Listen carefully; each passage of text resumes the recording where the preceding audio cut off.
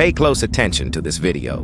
These are real images recorded in the first days of August this year in the village of Aleksivka. Something extraordinary was about to happen there.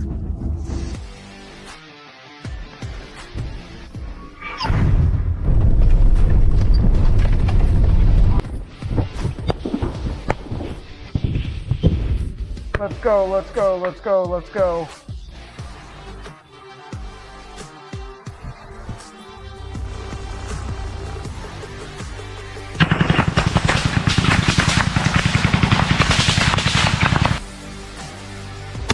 It all started when an elite Ukrainian unit infiltrated behind Russian lines. And just a few hours later, after perfect coordination between ground troops, artillery, and drones, there were almost 900 Russian casualties. But what is truly impressive is not just the numbers. It's what happened next. Russian soldiers began to refuse to fight. Intercepted recordings revealed a harsh reality. They were turning on the radio and making up excuses not to move forward. They preferred to risk severe punishment from their own commanders rather than face these guys on the battlefield. And that brings us to two questions. After all, which Ukrainian unit is this that manages to terrify Russian soldiers to the point that they would even prefer to desert? And what exactly did they do in Aleksivka that was so devastating? Look, to understand what's happening, I need to show you something that happened in August of last year. At that moment, Ukraine would do something that no one expected. Its regular forces crossed the border and invaded the Kursk Oblast, Russian territory. But it wasn't just any incursion. They captured more than 1,000 square kilometers, including dozens of villages and the important city of Sudza. It was the biggest military operation in Russia since the invasion began. For Putin, that was a devastating strategic humiliation. After all, Russia had failed to defend its own territory. That narrative of military superiority collapsed, and Putin knew he had to act. And that's when the Kremlin made a decision that would turn into a fatal mistake. Instead of simply reinforcing the defenses of Kursk, Putin ordered something much more ambitious. He wanted to create a buffer zone. The idea was relatively simple. The Russians would occupy Ukrainian territory in Sumy to push enemy forces away from the Russian border. And in January of this year, Putin dedicated 50,000 soldiers to this mission. The offensive started well for the Russians, with some victories right off the bat. Russia had managed to capture several border villages and about 70 square kilometers of territory by April. But then things started to go wrong. Very wrong. The Russian offensive turned into a brutal war of attrition. Imagine assaults where huge groups of soldiers attack at the same time, sacrificing sophisticated tactics for brute force and numbers. A strategy known as a human wave, advancing against fortified Ukrainian positions. The losses were astronomical. 300 to 400 Russian soldiers killed per day. Worse still, there were no territorial gains to justify the human cost. There, in Sumy, a region that accounted for 11% of all Russian assault actions by July, the offensive had come to a complete halt. Since the initial advances, the Russians had gained exactly 0 territories. It was then that, at the end of June, the Timur Special Forces Unit was deployed to the region. And that's when things got serious. Timur is not an ordinary unit.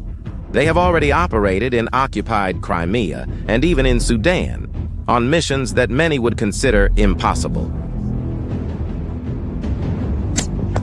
They are like ghosts that appear where you least expect them. But what made the August operation so special wasn't just Timur era, it was how it was put together. That's because Ukrainian military intelligence created a tailor-made task force. 12 distinct subunits, each with a unique specialization. Chimera was chosen for reconnaissance and sabotage. There was also the Siberian Battalion, made up of Russian volunteers fighting against Putin.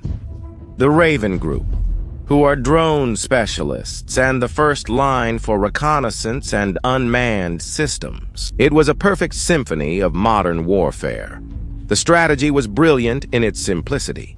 The elite troops on the ground were not the main element. They served to find, fix, and channel the enemy into predetermined zones. Once the Russians fell into the trap, they were systematically destroyed by precision artillery and swarms of drones.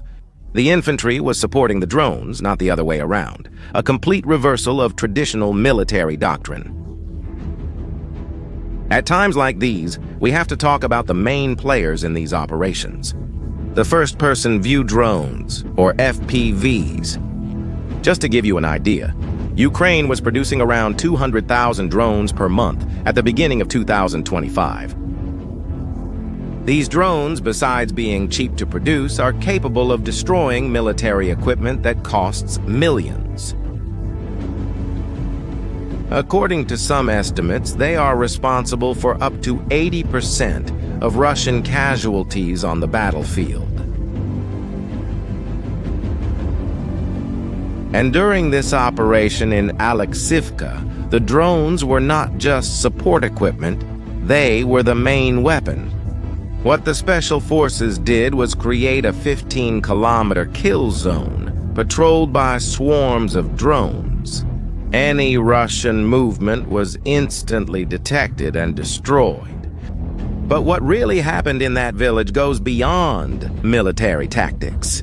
It was a perfect ambush. The operators of the Timur unit infiltrated deep into the Russian rear. They cleared enemy positions, neutralized resistance, and established a secure position. Everything was coordinated in real time, with artillery and remotely operated drones.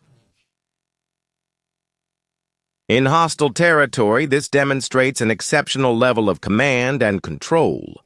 The result was devastating. 334 Russian soldiers killed, 550 wounded. But the most devastating result of the operation wasn't the numbers. It was what happened in the minds of the Russian soldiers. Radio interceptions revealed something extraordinary. Russian army soldiers began to refuse to invade positions. In the area of responsibility of Timur's unit, they made up flimsy excuses, anything to avoid confrontation. Timur's unit had literally become a bogeyman, a force whose reputation alone was enough to paralyze enemy operations. And that, well, created a terrible dilemma. For the Russian soldiers, advancing meant almost certain death at the hands of the Ukrainian elite forces. Refusing meant facing the brutality of their own commanders. That's because the Russian military system is known for its internal cruelty. Soldiers who refuse to obey orders face punishments that go beyond imprisonment. There are reports of soldiers being locked in basements, beaten, or subjected to what they call a sacrifice to Baba Yaga. The soldier is tied to a tree and left to fend for himself, may die of hunger, cold, or be found by Ukrainian forces. The maximum official sentence for desertion is 15 years in prison. But justice on the battlefield is often quicker and more cruel. And this dynamic is actively corroding the Russian army from within. Why stay here? The tree and baths? You'll die here, damn it.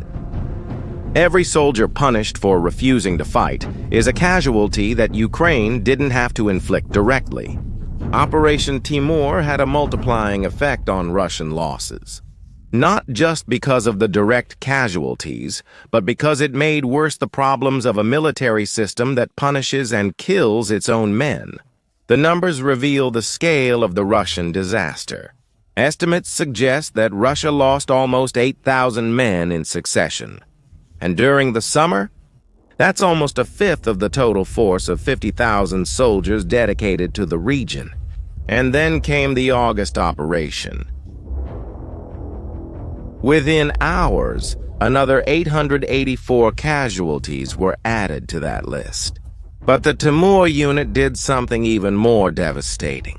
They not only inflicted massive losses, they recaptured territory that was supposed to protect Russia and turned it into a launching pad for even deeper Ukrainian attacks. The supply of provisions and ammunition to the Russian troop group was cut off. Russia went from gaining territory to losing territory. Now, I don't know if you noticed something ironic in this whole story. Stop and think.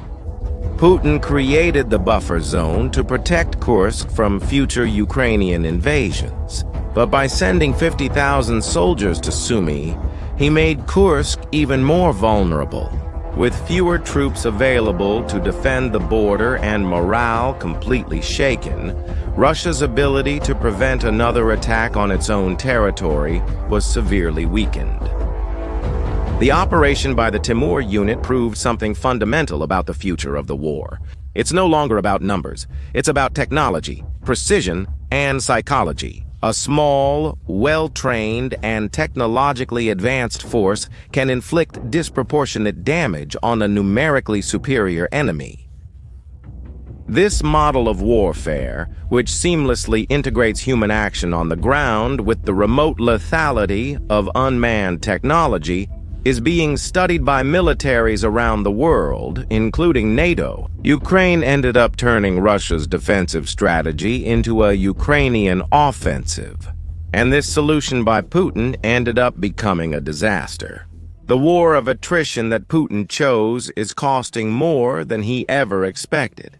And what do you think? Do you also believe that drones represent the future of war?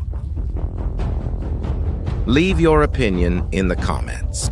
If you found this content useful, don't forget to subscribe to the channel and share this video with anyone else interested in military analysis. See you next time.